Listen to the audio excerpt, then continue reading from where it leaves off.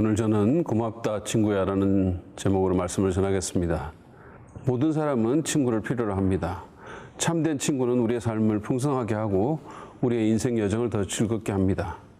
그것은 우리의 영성을 더 심화시키죠.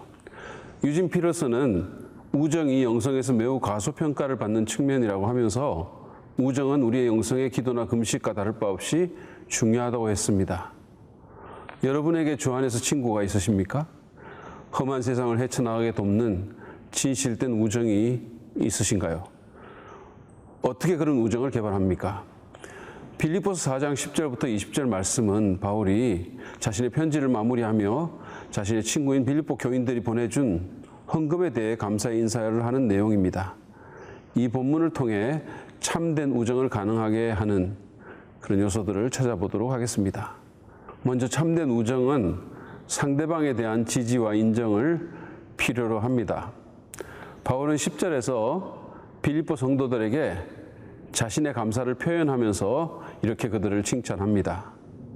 나를 생각하는 마음이 여러분에게 지금 다시 일어난 것을 보고 나는 주님 안에서 크게 기뻐하였습니다. 사실 여러분은 나를 항상 생각하고 있었지만 그것을 나타낼 기회가 없었던 것입니다. 여러분 무슨 말인지 이해가 가십니까? 바울은 최근에 그들이 보낸 헌금이 자신에 대한 관심의 표현이라고 하면서 그것이 자신을 너무도 기쁘게 했다라고 말을 합니다. 그러면서 그는 한 걸음 더 나아가서 그들의 의도까지 설명합니다. 한번 보시죠. 여러분이 나를 항상 생각하고 있었지만 기회가 없었던 것입니다. 그는 그들이 관심이 없어서가 아니라 기회가 없어서 지금까지 헌금을 못했다고 그렇게 말을 합니다. 바울은 빌립보의 자기 친구들을 믿었고 그들의 동기를 의심치 않았습니다. 그들에 대해 좋은 쪽으로 생각했고 그들을 인정하고 칭찬했습니다. 참된 우정을 개발하기 위해서는 친구에 대한 지지와 인정이 필요합니다. 친구를 믿고 좋은 쪽으로 바라봐주고 그의 성품과 동기를 긍정적으로 평가해야 하는 것입니다. 서로를 무시하거나 비난하거나 동기를 의심하는 가운데 우정은 결코 자랄 수 없습니다. 특별히 우리는 오늘 바울이 그랬던 것처럼 친구에 대한 지지와 인정을 표현할 필요가 있습니다. 고맙다고 말을 하고 너 때문에 기쁘다고 말하고 칭찬하고 격려해야 합니다. 그럴 때 우정이 더 자라게 되죠. 예수님도 부족한 제자들과 교회들을 인정하셨고 칭찬하기도 하셨고 바울도 그랬습니다.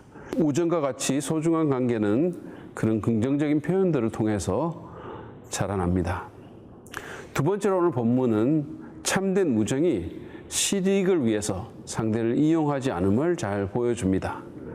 바울은 빌립보 사람들에 대한 감사를 표현한 후에 혹시라도 그들이 자신의 참뜻을 오해할까 봐 11절부터 13절에서 잠시 자신의 자족함에 대한 설명을 달았습니다. 11절 말씀 보시죠. 내가 궁핍해서 이렇게 말하는 것이 아닙니다. 나는 어떤 처지에서도 스스로 만족하는 법을 배웠습니다. 그는 형편이 어려워서 10절에 말을 한 것이 아니라고 덧붙입니다. 헌금을 받았기 때문에 인정과 칭찬의 말을 한 게 아니라는 말씀입니다. 오히려 그는 어떤 형편에서든지 스스로 만족하기를 배웠습니다. 12절을 보시죠. 나는 비천하게 살 줄도 알고 풍족하게 살 줄도 압니다. 배부르거나 굶주리거나 풍족하거나 궁핍하거나 그 어떤 경우에도 적응할 수 있는 비결을 배웠습니다. 그는 많으면 많은 대로 없으면 없는 대로 살아가는 비결을 배웠습니다. 물론 이것은 주님 때문에 가능했죠. 그래서 그는 13절에서 나에게 능력 주시는 분 안에서 나는 모든 것을 할 수 있습니다 라고 덧붙인 것입니다.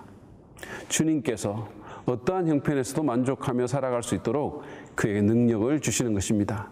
따라서 바울은 그들이 보내온 선물 때문이 아니라 우정 때문에 기뻐하고 있습니다. 이 관계는 그저 실용적인 관계가 아닙니다. 우정은 그저 실용적인 기반 위에서는 자라지 못합니다. 어떤 사람이 내게 이익을 주거나 어떤 유익을 끼치기 때문에 친구라면 그 사람은 참 친구가 아닙니다. 사람들이 나이가 들어서 제대로 된 친구를 잘 못 사귀는 것은 자기도 모르게 실용적인 관계를 추구하기 때문이죠. 여러분, 우정은 거래하는 것이 아닙니다. 저는 제가 어려웠을 때 함께 해주었던 사람들을 기억합니다. 그런 사람들이 진짜 제 친구입니다. 우리에게는 계산하지 않는 순수한 우정이 필요합니다. 그리고 그런 우정은 예수님에 대한 믿음 때문에 모인 교회 공동체 안에서 가장 잘 개발됩니다. 교회 안에서 그런 친구들을 찾으십시오. 소그룹에 들어가십시오. 그리고 우정을 키워나가십시오. 그런 우정은 우리가 잘 될 때 진심으로 기뻐하겠지만 안 될 때도 어려울 때도 우리를 위해 기도하며 격려할 것입니다. 비록 손해를 본다 하더라도 우리와 기꺼이 함께 할 것입니다. 인생에 있어서 이보다 더 큰 자산이 어디 있겠습니까? 세 번째로 참된 우정은 필요를 채워줌으로써 더 풍성해짐을 오늘 본문은 우리에게 또 가르쳐 줍니다. 바울은 자신이 물질적 이익 때문에 기뻐하는 것이 아니라는 사실을 말하기 위해 어떤 형편이든 주 안에서 만족할 수 있다고 했습니다. 그러다 보니 꼭 빌립보 사람들의 헌금을 무가치하다고 말하는 것처럼 오해될 수 있음을 알게 되었죠. 그래서 그는 14절에서 이렇게 말합니다. 그러나 여러분이 나의 고난에 동참한 것은 잘한 일입니다. 그러면서 그는 다시 한번 그들을 칭찬하며 감사를 표현합니다. 사실 그들은 교회가 개척될 때부터 바울의 필요를 채웠습니다. 15절, 16절 말씀 한번 보시죠.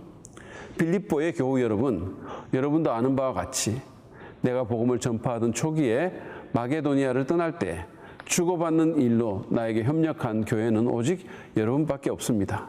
내가 데살로니가에 있을 때도 여러분은 내가 쓸 것을 몇 번 보내어 주었습니다.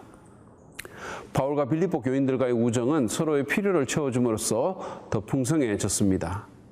바울은 그들의 영적인 필요를 채웠고 그들은 바울의 물질적인 필요를 채웠습니다. 그래서 바울은 15절에서 주고받는 이라는 말을 사용한 것입니다. 물론 우정은 실익을 얻으려는 계산에서 비롯되어서는 안 됩니다. 그러나 참된 친구는 서로의 필요를 돌아보는 것이 마땅합니다. 교회에서도 서로의 필요를 채워주는 아름다운 관계가 많이 만들어지기를 바랍니다. 큰 것이 아니라도 괜찮고 꼭 물질적인 것이 아니라도 됩니다. 낙심한 친구를 한번 안아줄 때 그의 감정적인 필요가 채워줄 수 있습니다. 영적인 필요가 있을 때는 기도해주고 좋은 자료를 공급해주거나 말씀으로 권면해 줄 수도 있습니다. 여러분 기억하십시오. 필요를 채워줄 때 우정은 더 풍성해집니다. 네 번째로 참된 우정은 상대방의 유익에 헌신할 때 깊어짐을 우리는 또한 본문을 통해서 배울 수 있습니다.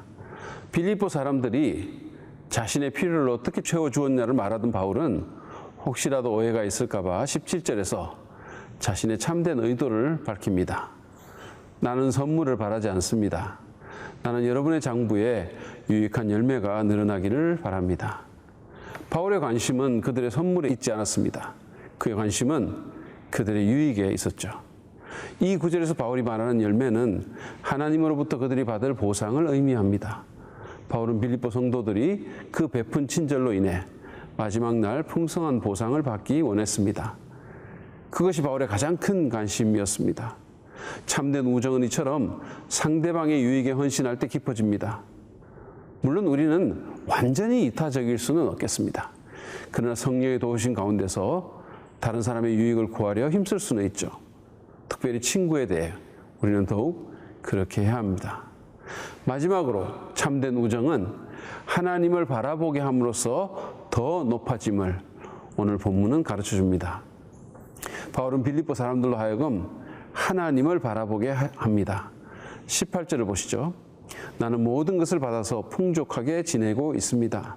나는 여러분이 보내준 것을 에바브로디도로부터 받아서 풍족합니다. 그것은 아름다운 향기이며 하나님께서 기쁘게 받으시는 제물입니다. 그들의 우정의 선물은 단순히 친구 간의 주고받음이 아니라 하나님께 아름다운 향기로 올라가는 그분이 기뻐하시는 제물이라는 것입니다. 더 나아가 19절에서 그는 하나님이 그들의 모든 필요를 채워주실 것이라고 말합니다. 나의 하나님께서 자기의 풍성하심을 따라 그리스도 예수 안에 있는 영광으로 여러분에게 필요한 것을 모두 채워주실 것입니다. 빌립보 성도들은 어려움 가운데서 헌금을 했습니다. 바울은 그들의 어려움을 알고 그들로 하여금 하나님을 신뢰하도록 격려하고 있습니다. 그는 이렇게 말하고 있는 것입니다. 하나님을 바라보십시오. 그분이 얼마나 부유하신 분입니까? 그분이 여러분의 필요를 채우실 것입니다. 하나님의 그 부유함을 묵상하던 바울은 20절에서 찬양으로 말을 맺습니다. 보시죠. 하나님 우리 아버지께 영광이 영원히 있기를 빕니다. 바울은 우리 아버지라고 말을 하면서 하나님이 자기뿐 아니라 자기 친구들의 아버지이기도 함을 상기시킵니다. 그래서 하나님께 영광을 돌리는 것입니다. 삶의 영적 의미를 깨우쳐주고 하나님을 바라보도록 격려하는 것, 이것이 우정의 가장 높은 차원이라고 저는 믿습니다. 그리스도인의 우정은 영적 활동입니다. 요나단이 다윗에게 그랬던 것처럼 하나님의 사랑으로 사랑하며 어려울 때 하나님을 힘있게 의지하도록 돕는 그것이 진정한 우정입니다. 그렇습니다. 참된 우정은 하나님을 바라보게 함으로써 더욱 높아집니다. 우리도 그렇게 합시다. 교회 소그룹 가운데서 친구를 만들어 서로 기도해주고 삶의 가장 내밀한 부분도 꺼내서 나누고 하나님께 가깝게 되도록 피차 격려합시다. 그것이야말로 우리가 인생에서 할 수 있는 가장 위대한 일 가운데 하나입니다. 여러분의 친구 가운데 하나님을 모르는 분이 있다면 그에게 복음을 전하도록 합시다. 그 친구는 여러분에게 영원토록 고마워할 것입니다. 친구란 자기의 유익을 위해 우리를 이용하려 하지 않고 오히려 넉넉한 마음으로 우리를 칭찬하고 인정해주며 우리의 유익에 헌신하며 필요를 채우고 우리로 하나님을 바라보도록 돕는 사람입니다. 우리 교회는 그런 사람을 찾기에 가장 좋은 곳입니다. 가만히 있지 말고 그런 친구를 찾으십시오. 누군가의 친구가 되어주겠다고 말하십시오. 소그룹에 들어가고 마음을 열고 서로에게 다가가시기 바랍니다. 적극적으로 시간과 에너지와 돈을 투자하여 그 관계를 발전시키십시오. 누군가에게 그런 사람이 되어주려고 애를 쓰는 저와 여러분 되시길 바랍니다. 우리가 이 땅에서의 삶을 다 살고 천국에 갔을 때 그 사람을 만나면 그는 우리에게 손을 내밀며 고맙다 친구야 라고 소리칠 것입니다.